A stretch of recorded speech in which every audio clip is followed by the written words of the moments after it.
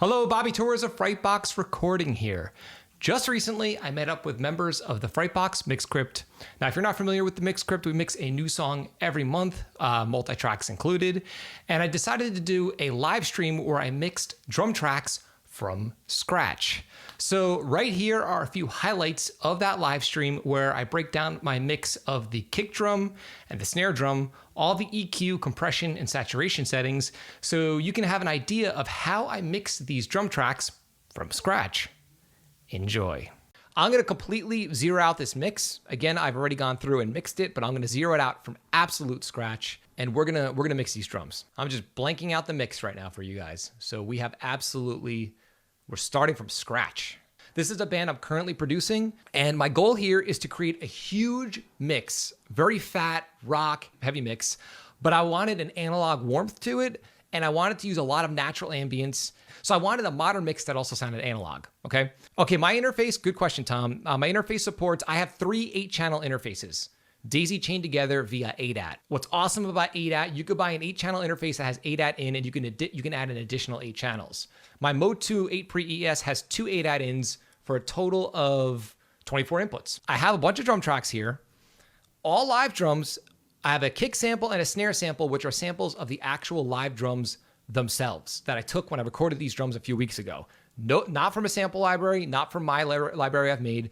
They're only here for reinforcement. Pretty straightforward. Looks like a lot of tracks, but it's at its core, it's extremely basic. Not a lot of drum samples, just kick reinforcement for consistency, snare reinforcement for consistency. I'm going for warmth and a natural sound. Well, on that topic, I'm gonna dive in there and I'm gonna start mixing these drums, EQ and compression, and let me know if you have any questions. All right, so let's start. I usually start from left to right, kick, and I work my way up, and let's get this going.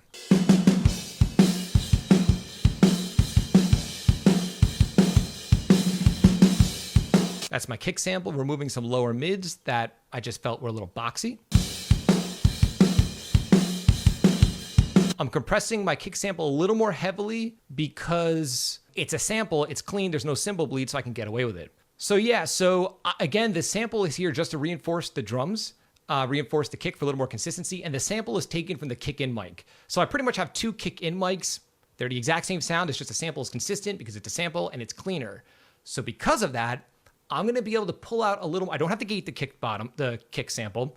I'm gonna pull out a little more top end, but first I'm gonna dirty it up with saturation, subtle saturation, just to add a little bit of analog grit. I'm not gonna overthink this.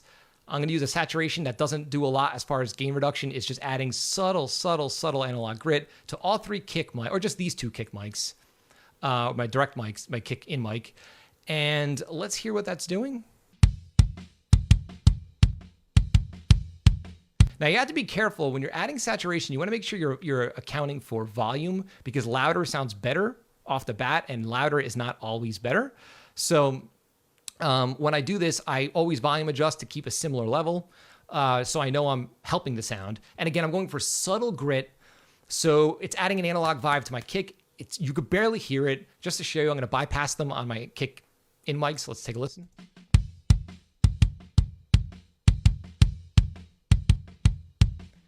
I'm emphasizing with this plugin the upper harmonics. Now, I use a handful of saturation plugins. I don't overthink it. Some of them are a little more aggressive as far as transient removal. Some of them are more focused in the low end of the saturation. Some are more focused in the mid-range, top end. The kick is already nice and warm sounding, so I'm going with more of an upper harmonics saturation that's very subtle. This plugin does not reduce transient. I want to add a little bit of bite to the kick drum, and I'm going to do it on the sample because the sample is clean. So I'm going to go with a second EQ. I'm not thinking about it.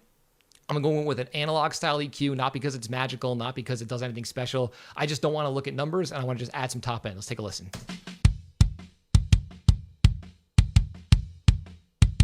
I like it. And that's, again, only being applied to the kick sample, not the live kick. Jamie asks, is your kick sample a one-shot or do you create variations? Excellent question. They are variations. I think this is like 10 different variations. I don't use one-shots a lot, man. I know there's nothing wrong with that. Like Chris Algie loves them. If I were to use a one-shot, it's going to be very low in the mix and in conjunction with another sample. I haven't used a one-shot in a long time. That's just my own personal preference. But no, not a one-shot, multi-sample. Good question. Great question.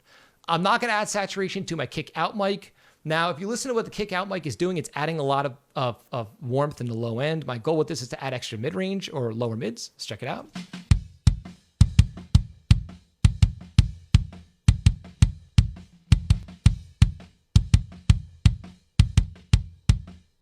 And it's doing a great job of it. It's adding lower mids in a way that, because it's a separate mic and a separate mic placement, I'm miking the resonant head of the drum.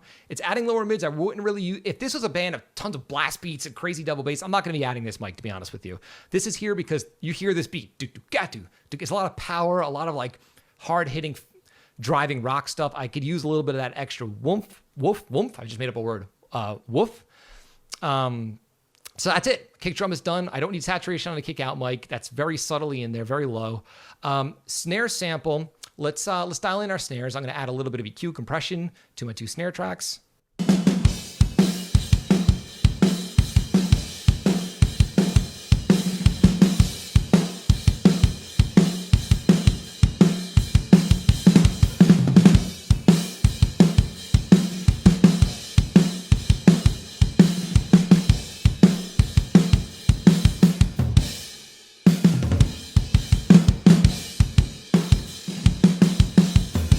Now, with my compression here, I have auto makeup gain enabled. So every time I lower my threshold, it's getting louder. So again, I keep that in mind when I'm mixing my drums. So I have to reduce the volume of the fader because I already had it at a level I was happy with in the rough mix.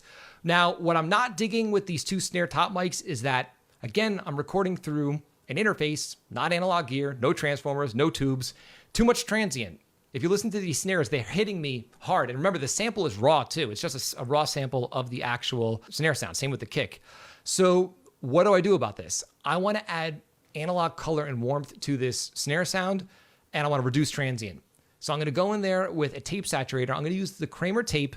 Now, the reason why I'm using the Kramer tape, doesn't matter what you use. There are other plugins that do the same thing. I'm going to reduce some transient on these 2 snare mics, pre-EQ, pre-compression. Let's check it out.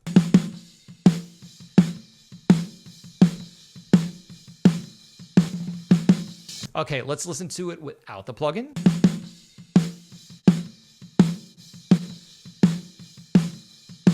What this is doing is lopping off transient and keeping the volume of my snare the same, because as I automatically, when I increase the level, it's decreasing the output. So it's not fooling me with volume. What I'm hearing I like, it's removing transient, making the snare sound a little softer, a little more analog, like it's being slammed into a tape machine and not recorded right into a DAW.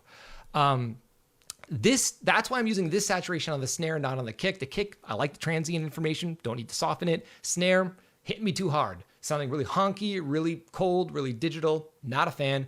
This works wonders. That way, now when I EQ it, which I just did, removing some lower mids, compressing it ever so slightly, it's sounding great. Now, the compression on my snare sample is a little more heavy-handed than this compression on my live snare, because a live snare has bleed. And on the topic of bleed, let's remove some of that bleed with an expander/gate that's set to an expander. Now, if you're wondering the difference between a gate and expander, they're pretty much the same thing. An expander is the opposite of a compressor. It expands dynamic range. The reason why I'm using this on my snare is I don't want my gate to be hard. I don't want it to be chopping off and no sound in between, because you're going to hear it. You're going to hear weird cymbal stuff. I'm using a lot of natural snare in this mix. What an expander does is when the threshold is not exceeded by the snare, there's a little bit of bleed. I'm just reducing the bleed by 10 dB. So let's listen to what the expander is doing on the snare.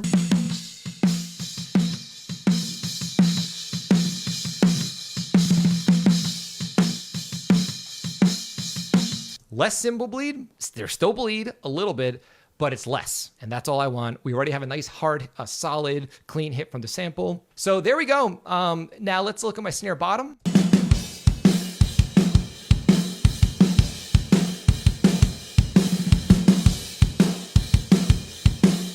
I don't want any low end for my snare bottom. I'm using it only for the sizzle. That's why I was so aggressive on the high pass filtering.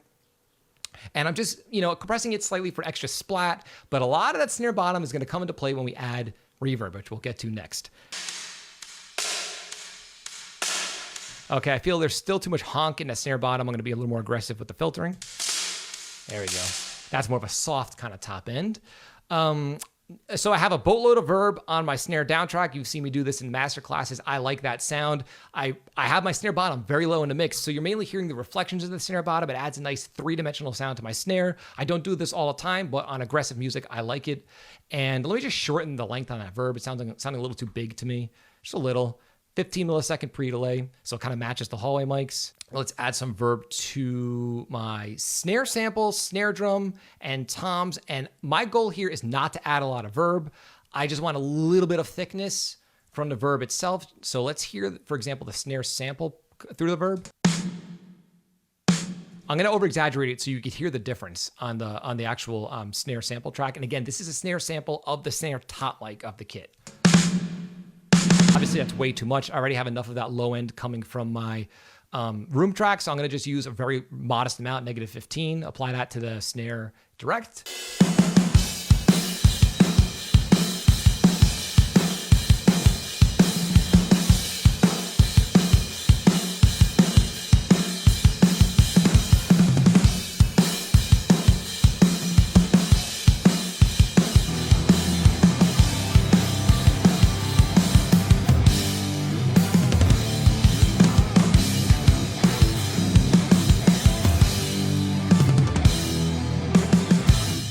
Yeah, and that guitar track you're hearing is just a scratch track that they recorded out of their own studio. They do all their own pre-production. Everybody in the band's killer, and they come in prepared, and those are the kinds of bands I'll only work with now. They have to come in prepared with clicks done and all that kind of stuff. So, and that was just a scratch track, just so you could kind of hear where we're going with it.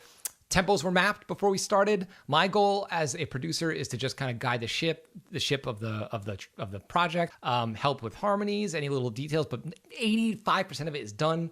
These guys are professional. So I'm curious to know, is this the same approach that you utilize when you mix kick drums and snare drums? Leave a comment in the comment section below. I'd love to hear your opinion. And also, if you're interested in joining us and mixing a brand new song every month, multi-tracks included, as well as access to a private community made up of like-minded engineers where you could share your mix, get feedback, and just overall learn from other engineers working on metal, click the link below to join the Frightbox Mix Crypt waitlist. You'll be among the first to be notified as soon as the doors open to this private community. If you found this video helpful, like, comment, subscribe, and share. And do not forget to click the little bell icon so you can be notified every time I upload one of the weekly videos on all things metal and rock production. If you're interested in some Frightbox swag, got t-shirts, mugs, and a ton of other cool stuff on the way. There's a link below to the Frightbox merch store in this video's description. Until next time, happy mixing.